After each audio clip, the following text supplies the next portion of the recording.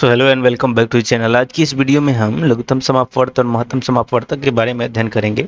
लघुत्तम समापवर्तक को lowest common multiple तथा महत्तम समापवर्तक को हाईएस्ट कॉमन फैक्टर या ग्रेटेस्ट कॉमन डिवाइजर के नाम से भी जानते हैं। तो इसको बेहतरीन ढंग से समझने के लिए सबसे पहले हम जान लेते हैं अपवर्त्य और अपवर्तक क्या होता है। तो जहाँ तक अपवर्त्य का बात किया जाए तो अपवर्त्य को हम गुणज भी बोलते हैं, इंग्लिश में मल्टीपल्स बोला जाता है। अगर इसका परिभाषा पूछा जाए तो देखिए, परिभाषित हम इस प्रकार से करते हैं कि उन सभी संख्याओं को किसी दी गई संख्या का अपवर्त्य कहा जाता है जो दी गई संख्या से पूर्णतः विभाज्य हो। मतलब अगर 4 का अपवर्त्य पूछा जाए तो 4 का अपवर्त्य जो होगा 4, 8, 12, 16, 20, 24, 28 होगा। ठीक है, वो क्यों? क्योंकि ये सभी संख्या 4 से पूर्णतः विभाजित है। ठीक उसी प्रकार से 5 का अपवर्त्य पूछा जाए तो 5 का अपवर्त्य क्या होगा? 5, 10, 15, 20, 25, 30, 35। वो इसलिए क्योंकि ये सभी संख्या 5 से विभाजित है। तो इस प्रकार से ये सभी संख्याएं क्या हो जाएगी? 5 का अपवर्त्य कहलाएगी।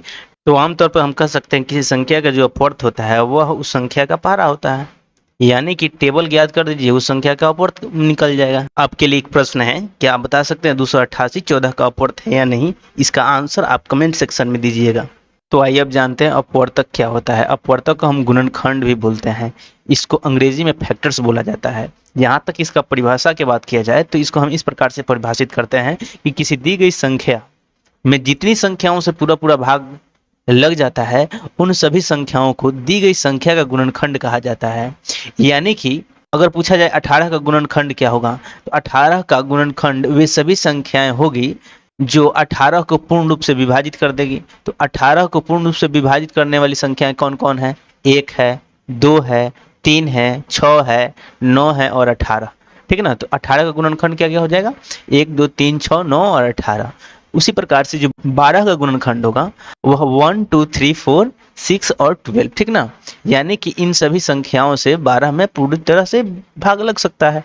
साथ ही साथ 24 का अगर गुणनखंड पूछा जाए तो 24 का गुणनखंड वे सभी संख्याएं होगी जो 24 को पूर्ण रूप से विभाजित कर देगी। तो देखिए, 24 को 1 से ना पूरी तरह से विभाजित किया जा सकता है। ठीक उसी प्रकार से 2 से भी, 3 से भी, 4 से भी, 6 से भी, 8 से भी, 12 से भी और 24 से भी। तो ये जो सभी संख्याएं हैं ना, ये सभी संख्याएं 24 का गुणनखंड कहलाएंगे। ठीक है, तो आइए अब समझते हैं लघुत्तम समापवर्त्य को, जिसको हम शॉर्ट में एलसीएम भी बोलते हैं। तो जहां तक इसकी परिभाषा की बात किया जाए तो इसको हम इस प्रकार से परिभाषित कर सकते हैं कि 2 या 2 से अधिक संख्याओं का लघुत्तम समापवर्त्य वह छोटी सी छोटी संख्या है जिसमें उन सभी संख्याओं से पूरा पूरा भाग लग जाता है। अगर पूछा जाए कि 2, 3, 4 का लघुत्तम समापवर्त्य क्या होगा, तो सबसे पहले हम 2 का अपवर्त्य ज्ञात करेंगे। तो जो कि 2 का अपवर्त्य कौन कौन होगा? जो 2 का पहाड़ा होगा। ठीक है ना, जैसे कि 2, 4, 6, 8, 10, 12, 14, 16, 18, 20, 24, 26, 28। इसी प्रकार से हम लिख सकते हैं आगे भी। ठीक ना, उसके बाद देखते हैं 3 का अपवर्त्य क्या होगा। 3 का अपवर्त्य 3, 6, 9, 12, 15, 18, 21, 24 यानी 3 का पहाड़ा। ठीक है ना, फिर 4 का अपवर्त्य क्या होगा? 4 का पहाड़ा होगा जो कि 4, 8, 12, 16, 20, 24, 28, 32, 36 और 40 है। ठीक है, अब हम इन तीनों में जो उभयनिष्ठ अपवर्त्य है उसको हम क्या करेंगे? चिन्हित करेंगे। तो देखिए, इन तीनों में जो उभयनिष्ठ अपवर्त्य है उनमें एक है 12, 12 तीनों में शामिल है। फिर उसी प्रकार से यहाँ पे 24 जो है ना, इन तीनों में शामिल है। ठीक, आगे बढ़ेंगे तो जो 36 होगा ना, तीनों में शामिल होगा। अब हमें उतना आगे जाने की कोई जरूरत नहीं है। तो इस प्रकार से 2, 3, 4 का जो उभयनिष्ठ अपवर्त्य है वो कौन कौन है? 12 है, 24 है, 36 है, 48 है, जिनमें 12 सबसे छोटा समापवर्त्य है। जो सबसे छोटा समापवर्त्य होता है वही उन सभी संख्याओं का क्या हो जाता है? लघुत्तम समापवर्त्य हो जाता है। ठीक है ना, आइए अब हम 4 और 6 का एलसीएम ज्ञात करने की कोशिश करते हैं। तो सबसे पहले हम 4 का अपवर्त्य ज्ञात करेंगे। तो 4 का अपवर्त्य जो होगा वो होगा 4, 8, 12, 16, 20, 24, 28, 32, 36 और 40।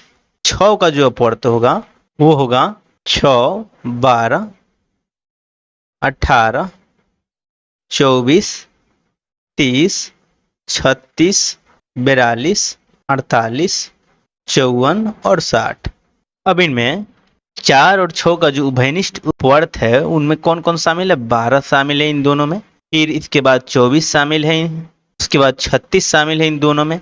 तो इस प्रकार से हम लिख सकते हैं कि 4 और 6 का उभयनिष्ठ अपवर्त्य जो है ना वो 12 है, 24, 36 है। और इन अपवर्तों में सबसे छोटा वर्त है यानी कि समापवर्त वो कौन है? 12 है। तो इस प्रकार से जो 4 और 6 का जो हमें लघुत्तम समापवर्त प्राप्त हुआ वो कौन होगा? वो 12 होगा, ठीक है ना। यानी कि 12 ही वो लघुत्तम समापवर्त है जो कि 4 और 6 से पूरी तरह से विभाजित हो जाएगा। तो उम्मीद करते हैं कि आप लघुत्तम समापवर्त का मतलब समझ गए होंगे। तो इस प्रकार से हम किन्हीं भी 2 या 2 से अधिक संख्याओं का अपवर्त लिख करके उनका लघुत्तम समापवर्त ज्ञात कर सकते हैं। इसके अलावा हमें 2 या 2 से अधिक संख्याओं का एलसीएम ज्ञात करने के लिए 2 विधियां मौजूद है। पहली है भाग विधि द्वारा तथा दूसरी है अभाज्य गुणनखंड विधि। तो हम 8, 15 और 50 का भाग विधि द्वारा लघुत्तम समापवर्त ज्ञात करेंगे। अब हम 2 से विभाजित करना प्रारंभ करते हैं। 2 से क्यों विभाजित करेंगे? क्योंकि 1 से तो सभी संख्याएं विभाजित हो जाती है, परंतु 2 से सभी संख्या विभाजित नहीं होती है। और ये भी ख्याल रखेंगे कि कम से कम 2 संख्या विभाजित होनी चाहिए। तो 8, 15 और 50 में 2 से विभाजित होने वाला कौन कौन संख्या है? 8 है और 50 है। तो चलिए यहाँ पे हम लिख देते हैं 2, और 8 कितने बार में कटेगा? 4 बार में। 15 विभाजित नहीं होगा, इसको जो कहते हैं लिख देते हैं 50, ये 25 बार में विभाजित हो जाएगा, ठीक है। अब देखिए, अब हम जब 2 से विभाजित करेंगे तो 2 से केवल 4 ही विभाजित होगा, 15 और 25 नहीं होगा। तो हमको तो ये देखना है कि कम से कम 2 संख्या विभाजित होना चाहिए, तभी हम उसको विभाजित करेंगे। अब ढूंढते हैं कोई और संख्या। 3 तो 15 को विभाजित कर देगा, परंतु 25 को या 4 को नहीं करेगा, तो 3 भी छोड़ देते हैं। अब आगे बढ़ते हैं 5 पे जाएंगे तो ये 5 है, 5 से 15 और 25 दोनों विभाजित हो जाएगा, ठीक ना। तो यहाँ पे हम लिख देंगे 4 को जो कहते हैं लिख देंगे 15, 3 बार में विभाजित हो जाएगा। फिर यहाँ पे 25 5 बार में विभाजित हो जाएगा। अब ये जितनी भी संख्याएं हैं आगे नहीं विभाजित हो सकती है, तो जो कहते हैं इसको क्या करते हैं, लिख करके गुणा कर देते हैं। तो कितना हो जाएगा? 2 गुने 5 गुने 4 गुने 3 गुने 5, ठीक ना। तो ये कुल मिला के कितना होगा? 2 पचे 10, 10 चौक 40, 40 तिया 120, 120 पचे 600। यहाँ पे एलसीएम कितना प्राप्त हुआ? 600। तो लघुत्तम फाइंड करने के लिए कौन सा विधि है? भाग विधि। तो आइए अब हम सीखते हैं कि अभाज्य गुणनखंड विधि द्वारा संख्याओं का एलसीएम कैसे ज्ञात कर सकते हैं। इस विधि में हम सबसे पहले दिए हुए संख्याओं को भाज्य संख्याओं के गुणनफल के रूप में लिख लेते हैं। जैसे कि यहाँ पे 8 है, तो 8 को हम क्या लिख सकते हैं? 8 को हम अभाज्य संख्या 2 के गुणनफल के रूप में 2 गुने 2 गुने 2 इस प्रकार से लिख सकते हैं। तो 2 कितने बार मल्टीप्लाई हुआ है? 3 बार, ठीक है ना। तो हम इसका पावर कितना चढ़ा देंगे? 2 के पावर 3 हो जाएगा। ये रहा 8 का अभाज्य संख्या का गुणनफल, ठीक है ना, अभाज्य गुणनखंड। 8 का अभाज्य गुणनखंड कितना होगा? 2 गुने 2 गुने 2। ठीक उसी प्रकार से 15 का अभाज्य गुणनखंड कितना हो जाएगा? 15 का अभाज्य गुणनखंड हो जाएगा 3 गुने 5। और 50 का अभाज्य गुणनखंड कितना हो जाएगा?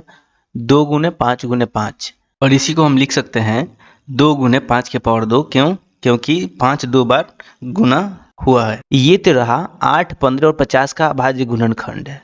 अब इसका हम लसक कैसे ज्ञात करेंगे? तो इसका लसक ज्ञात करने के लिए यानी कि लघुत्तम समापवर्त ज्ञात करने के लिए एक बात का ध्यान रखना पड़ेगा, वो ये है कि जो लसा होगा वो इसके प्रत्येक अभाज्य संख्या के महत्तम घात का गुणनफल होगा। यानी कि 8, 15, 50 में कौन कौन संख्या है गुणनफल के रूप में? कौन कौन सा अभाज्य संख्या है? 2 शामिल है, ठीक है ना, फिर 3 शामिल है और 5 भी शामिल है। 2 का महत्तम घात कितना है? यहाँ पे देखिए, तो 2 का महत्तम घात कितना है? 3 है। तो यहाँ पे 2 के पावर कितना लिख देंगे? 3 लिख देंगे। ठीक, 3 का महत्तम घात कितना है? 3 का महत्तम घात 1 है। और यहाँ पे 5 का महत्तम घात कितना है? तो 2 है, ठीक है ना। ये ऐसे हम लिख देते हैं। अब ये 2 के पावर 3 आया, तो 2 के पावर 3 का मतलब कितना होता है? 2 गुने 2 गुने 2 यानी कि 8। फिर 3 के पावर 1 3 ही होगा, और 5 के पावर 2 कितना हो जाएगा? 25 हो जाएगा, ठीक है ना। तो अब देखिए 8 3 24, 8 3 24 गुने 25, 24 गुने 25, ये कितना हो जाएगा? 600 हो जाएगा, ठीक है ना। तो इस प्रकार से हम दिए गए संख्याओं को अभाज्य गुणनखंड विधि से एलसीएम ज्ञात करते हैं। तो अभी तक हमने देखा कि दिए गए संख्याओं का लघुत्तम समापवर्त किन किन विधियों से ज्ञात किया जा सकता है। आइए अब हम देखते हैं कि एचसीएफ यानी कि महत्तम समापवर्तक कैसे ज्ञात करते हैं। महत्तम समापवर्तक जो होता है ना, वह सबसे बड़ा समापवर्तक होता है दिए गए संख्याओं का, अगर कहा जाए कि 8 और 12 का महत्तम समापवर्तक क्या होगा, तो सबसे पहले हम क्या करते हैं, हम 8 का अपवर्तक लिख लेते हैं। 8 का अपवर्तक का मतलब 8 में किन किन संख्याओं से भाग लग सकता है। 8 में 1 से भाग लग सकता है, 2 से भाग लग सकता है, 4 से भाग लग सकता है और 8 से भाग लग सकता है। तो 1 2 4 8 8 के अपवर्तक हो जाएंगे। उसके बाद हम 12 का अपवर्तक लिखते हैं। 12 का अपवर्तक का मतलब 12 में किन किन संख्याओं से भाग लग सकता है। तो 12 में 1 से भाग लग सकता है, 2 से भाग लग सकता है, 3 से भी भाग लग सकता है, 4 से भाग लग सकता है, 6 से भी भाग लग सकता है और 12 से भी। तो 1 2 3 4 6 12 क्या हो गए, 12 का अपवर्तक हो गए। अब हमको इन दोनों संख्याओं में जो उभयनिष्ठ अपवर्तक है ये देखना है। तो उभयनिष्ठ अपवर्तक कौन कौन है इन दोनों में, 2 है, उसके बाद 4 है। तो 2 और 4 जो है ना 8 और 12 के समापवर्तक है। और इसमें सबसे बड़ा कौन है, सबसे बड़ा है 4। तो इसका HCF यानी हाईएस्ट कॉमन फैक्टर जो होगा वो कितना होगा, 4 होगा। तो हम इसको इस प्रकार से परिभाषित कर सकते हैं कि 2 या 2 से अधिक संख्याओं का महत्तम समापवर्तक वह बड़ी सी बड़ी संख्या होती है जिससे उन दी हुई सभी संख्याओं में भाग लग जाता है। तो 8 और 12 का महत्तम समापवर्तक कितना निकला, 4 निकला, ठीक ना। तो 4 ही वह सबसे बड़ी संख्या है जो 8 और 12 को पूरी तरह से विभाजित कर देगी। जिस प्रकार से हम लघुत्तम समापवर्त्य भाग विधि और अभाज्य गुणनखंड विधि से ज्ञात करते थे, अब महत्तम समापवर्तक भी हम भाग विधि और अभाज्य गुणनखंड विधि से ज्ञात कर सकते हैं। तो आइए चलिए अब देखते हैं कि दिए गए संख्याओं का महत्तम समापवर्तक भाग विधि और अभाज्य गुणनखंड विधि से कैसे ज्ञात करते हैं। तो सबसे पहले हम 15 और 50 का HCF भाग विधि से ज्ञात करेंगे। तो इस विधि में हम सबसे पहले 15 और 50 को इस प्रकार लिख देते हैं, यानी कि 50 को भाज्य मान लेते हैं और 15 को भाजक, ठीक है ना। छोटी संख्या को भाजक मान लेते हैं और बड़ी संख्या को भाज्य। तो अब देखिए 15 तिया 45 हो जाएगा। अब यहाँ पे बचेगा 5 और ये कट जाएगा। अब यहाँ 5 जो शेषफल आया उसको हम भाजक बना लेते हैं तथा 15 को क्या बना लेंगे, भाज्य बना लेंगे। 5 थी 15 हो जाएगा यहाँ पे। अब ये कट गया, यहाँ पे शेषफल क्या आ गया, 0 आ गया। तो ये जिससे कटा है यानी कि 5 से पूरी तरह से विभाजित हो जा रहा है, ठीक ना। तो जो मसा होगा वह क्या होगा, 5 होगा। तो 15 और 50 का मसा क्या होगा, 5 होगा। यह विधि भाग विधि कहलाती है। अब अभाज्य गुणनखंड विधि से 15 और 50 का मसा ज्ञात करते हैं। सबसे पहले इसके लिए हमको 15 का अभाज्य गुणनखंड के रूप में लिख लेना है। 15 को भाज्य गुणनखंड के रूप में 3 गुने 5 लिख सकते हैं और 50 को हम 2 गुने 5 लिख सकते हैं। अब बारी आती है इसके मसा ज्ञात करने का। तो जो मसा होता है वह होता है उभयनिष्ठ अभाज्य संख्याओं के न्यूनतम घात का गुणनफल। यानी कहने का मतलब ये हुआ कि जो सभी में शामिल अभाज्य संख्या होता है उसके न्यूनतम घात का गुणनफल।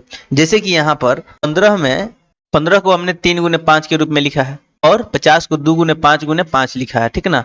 तो यहाँ पर 2 गुने 5 का पावर 2 लिखा जा सकता है। यहाँ पे 3 गुने 5 ही होगा। अब देखिए उभयनिष्ठ जो अभाज्य संख्या वो कौन कौन है, 5 है। अब 5 का जो न्यूनतम घात होगा वो कौन है, 1 है। तो 5 का पावर 1 क्या होता है, 5 ही होता है। ये जो होगा HCF होगा और HCF निकालने की ये जो तरीका है वह अभाज्य गुणनखंड विधि है, ठीक है।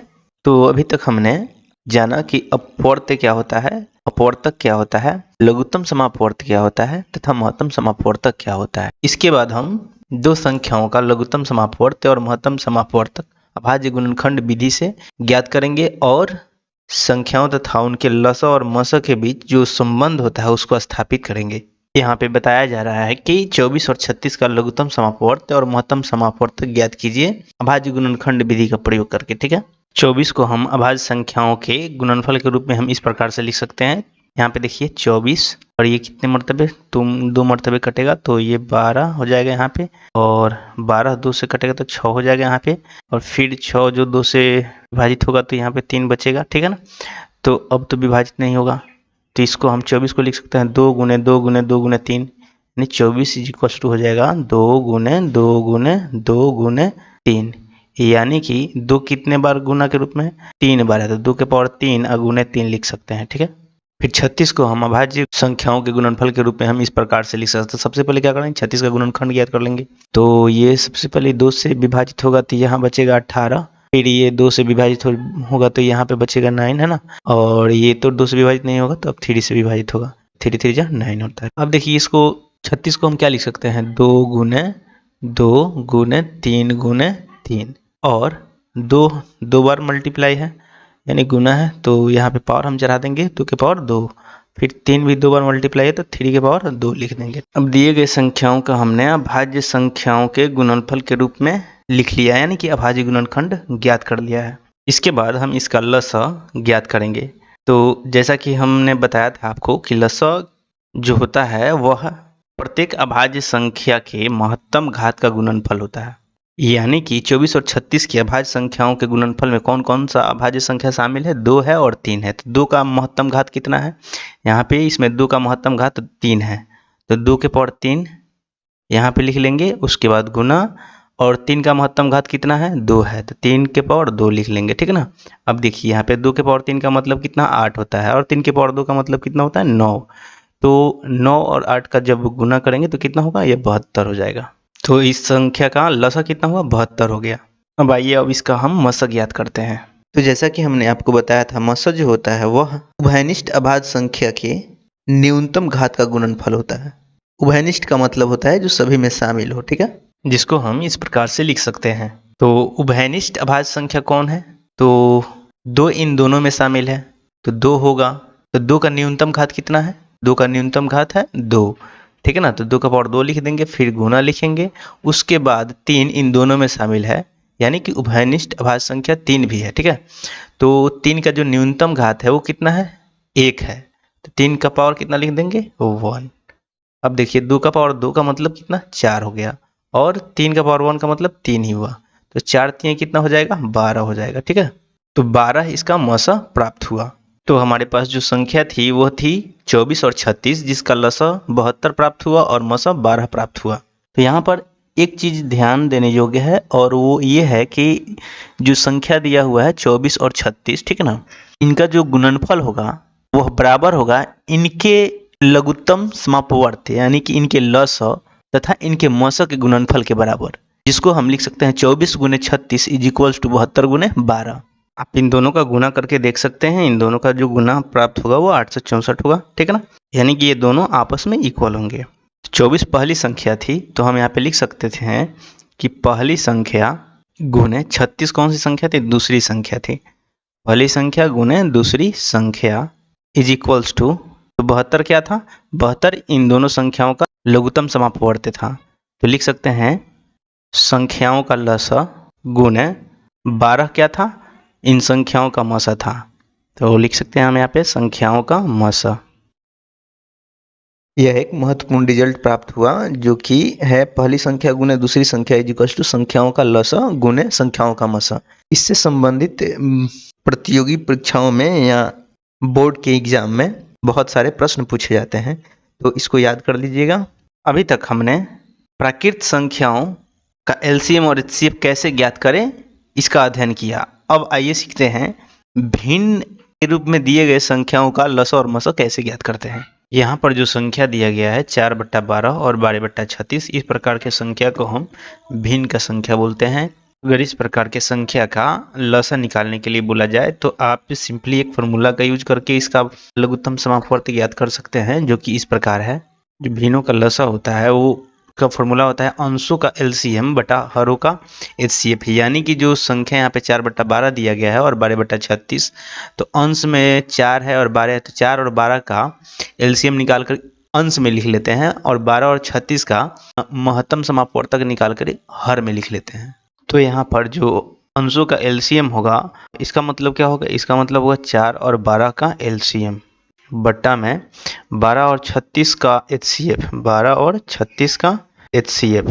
यहाँ पर देखिए 4 जो 12 जो है 4 का गुणज है, तो इसका एलसीएम जो होगा 4 और 12 का, उसका एलसीएम हो जाएगा 12, और 12 और 36 का जो एचसीएफ होगा वो भी क्या होगा 12 ही होगा। तो ये 12/12 मतलब ये कितना आ गया 1, तो भिन्न का लसा कितना हो जाएगा 1 हो जाएगा।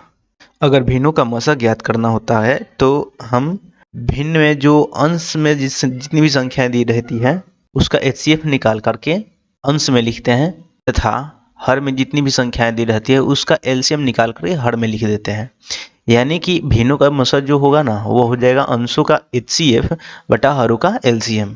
यानी कि अगर हमको 4/12 और 12/36 का HCF यानी कि मसक ज्ञात करना हो तो हम 4/12 का HCF ज्ञात करेंगे और इसको अंश में लिखकर हर में क्या लिखेंगे 12 और 36 का LCM।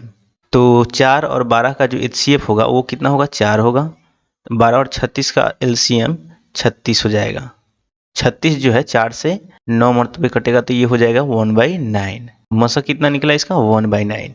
इस प्रकार हम 2 या 2 से अधिक दिए गए भिन्न के रूप में जो संख्याएं होती है उसका लसक तथा मसक ज्ञात कर सकते हैं। अभी तक हमने इस वीडियो में लघुत्तम समापवर्त और महत्तम समापवर्तक से संबंधित जितने भी कॉन्सेप्ट थे उन सभी को समझने का प्रयास किया है। इस वीडियो में इतना ही भर। अगले वीडियो में हम इस पे आधारित जितने भी प्रश्न हैं उन सभी का हल देखेंगे।